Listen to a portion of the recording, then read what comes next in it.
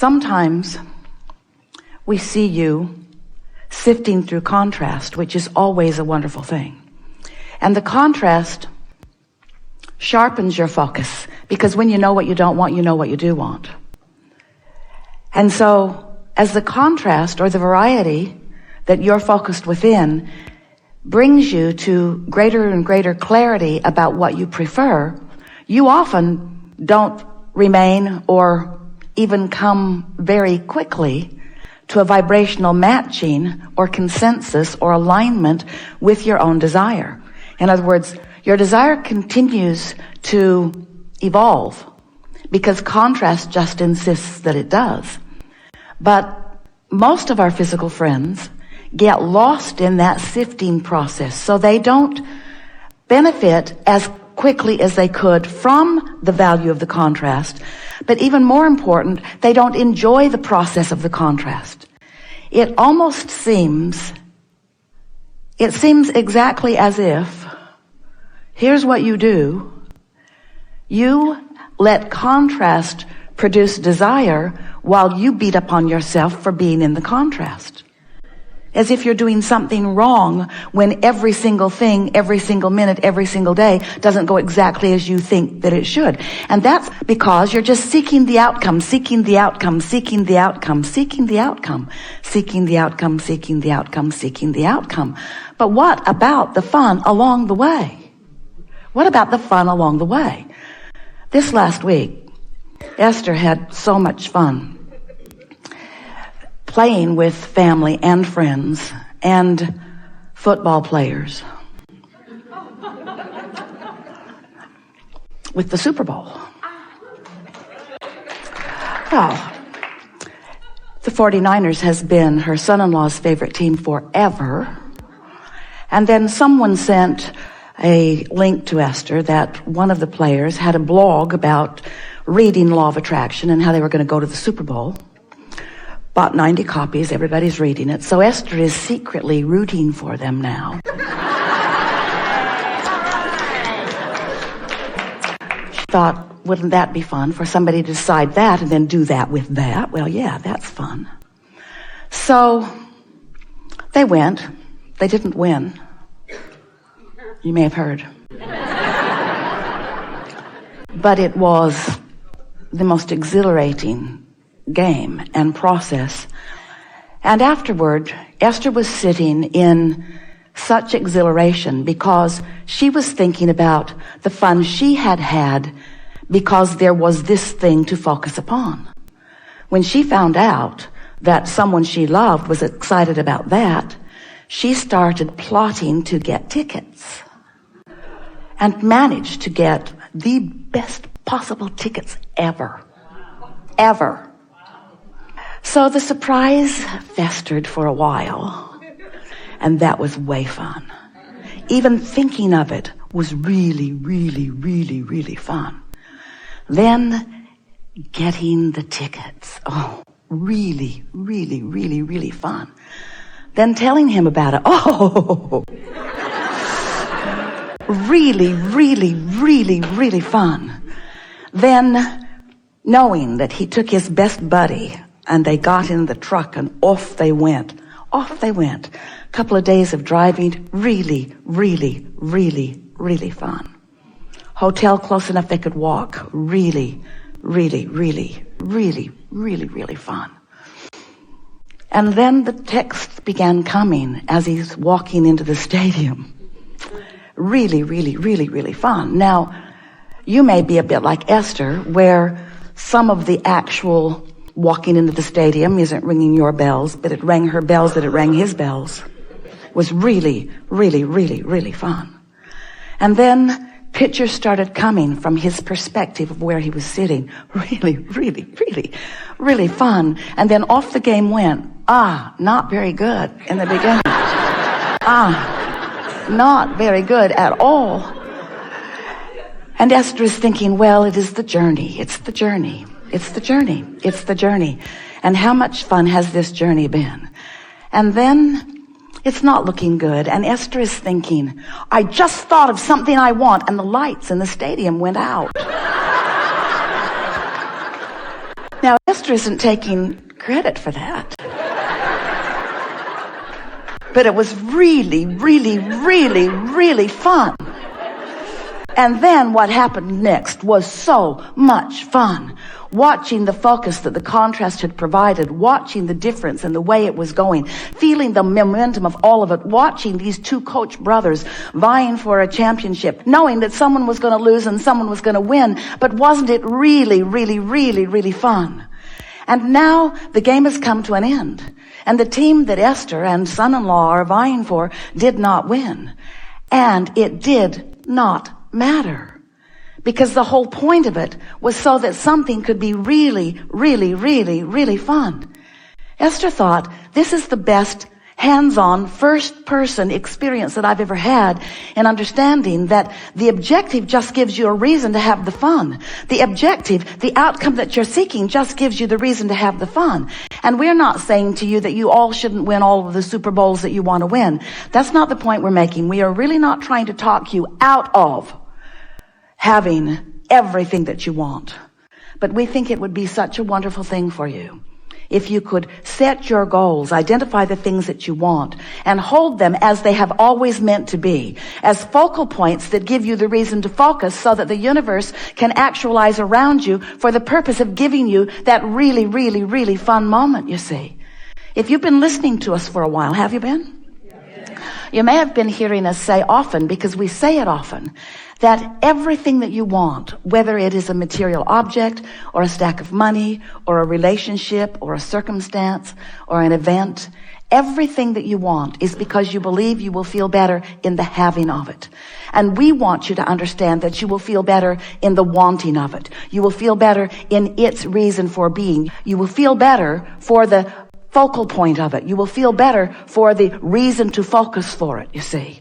And the outcomes must come. They lean your way, they lean your way, they lean your way. You get all of the things that you want. There is nothing that you cannot be or do or have. But you have to decide, what is it that you want? You have the energy, the power that creates worlds flowing to you and through you. But it doesn't flow to you because you're just standing there. It flows to you because you're standing there with desire. You're standing there focused upon something. You're standing there having sifted through contrast and having put things into your vortex. And that vortex, which you can't see or smell or hear or taste or touch, is a moving, it is moving energy. And the energy that is moving in your vortex because of all of the contents that you've put there, one rocket of desire after the other, that moving synergy, that energy is calling source to it. The question that this workshop wants to help you to focus upon and wants to help you to understand, to identify, to get your thoughts around and then to do something deliberate about is that we want you to be one of those cooperative components that's already moving with that energy. We don't want you to be standing on the outside of this vibrational reality that you want so much, needing something about it to pop before you can celebrate. We want the celebration on the way to the Super Bowl. We want the celebration all along the way. We want you to be celebrating that you gave birth to the idea to begin with. That took something. If you've been listening to us for a while, and we know that you have, you've been hearing us talking about this vortex, how the contrast helps you to launch these rockets, and the vortex collects them, and law of attraction brings all cooperative components to them. And recently we've been explaining to you that that vortex is a pure positive energy creation. And the vibration of it is high and pure because it contains no doubt. It contains no frustration. It contains no worry. There's no fear. There's no pessimism. That vortex is full of all of the possibilities of all of the things that you are asking for. It's high-flying energy, and it moves from your perspective completely resistant-free. And so for what you have put into this vortex to now manifest, or a better way of saying that is to be revealed to you, you've got to achieve a similar frequency to what your vortex is. So as you raise the frequency of that which is you, then what is in your vortex flows. It flows from the vortex into your experience. And that is the grid filling in. It's the grid filling in. It's your point of attraction is what we are calling the grid. It's you right there where you stand, filling in, being filled in with the contents that you have been selecting along your way that you have put into your vortex. Do you follow that? So as your grid is filling in, the thing that we want you to understand is that sometimes the initial idea, or what you think is the initial idea, is the grid filling in. So let's say you're living some contrast. You know what you don't want. You really know what you don't want. It probably involves other people or another person. Something's going on. You're observing the what-isness of it, which is natural because here you are focused in the what-isness of this leading edge time-space reality. You're going to look at it. You're going to see it. You're going to know what's going on. So you're looking at some of it, and the contrast is sort of punching you. You can feel that there's something about this that you don't want. And in that process, you're launching some rockets. What we are wanting to submit to you is that every place you stand is your grid filling in, because things are always working out for you. That's the premise that so many of you have forgotten.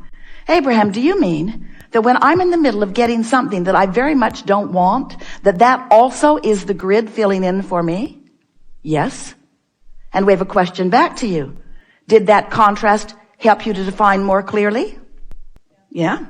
Did that contrast help you sharpen your desire into more specifics? Did that contrast, as you focused upon it, bring sometimes more contrast and more contrast that made you even more sure of what you wanted? And is that focus of value to you? So isn't everything that's happening, whether you're standing in a culmination that isn't what you want, isn't it still things working out for you? Isn't it? So if you can relax and know that, then you can start having fun with the creation. But most humans, they only want to have fun with the manifestation. And you know how long the manifestation lasts? Not that long. Not that long. There's another and another and another. So it's time for you. We love you so much. You know what's coming next.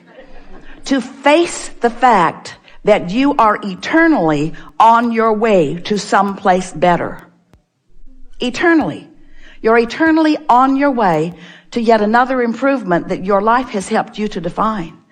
And when you relax and accept the perfection of the rotten thing that's happening right now, when you accept the perfection of this not going that well, but making you more sure about what you want, the minute you get over victimhood, the minute you get over feeling sorry for yourself, the minute you get over blaming someone else for where you stand, the minute you get over being unhappy about where you stand and instead appreciative of the opportunity for the clarity of focus that's happening to you, you're going to have fun along the way of your journey.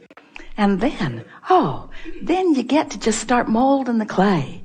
We don't see any magnificent sculptors taking their big clump of clay, getting their hands in it and saying, oh, geez. There's got to be a better way. And we don't see them taking that big clump of clay and slapping it down on the table and saying, well, that didn't turn out very well. They don't expect it to. You should have seen Esther with her hair this morning. About 30 minutes ago, it was perfect. It was perfect. It was perfect. You would have loved what you have seen. It was perfect. And she was walking across the hallway in her suite, and her barrette popped off her head and flew on the floor. And her hair just... And she said, well, maybe the universe wants to comb my hair today. And maybe I don't care. In other words, everything that's happening is happening to your advantage. You just aren't ready to accept that everything is happening to your advantage. Because somewhere along the line, you've come to feel competitive. You've been made to feel less than. Someone's explained to you that you've got to buck up and that you've got to do your part and that you've got to pull your weight and that you've got to measure up. And that's the hard part, because it's so difficult, even at early ages, to figure out which measuring stick you are trying to measure up with. or two.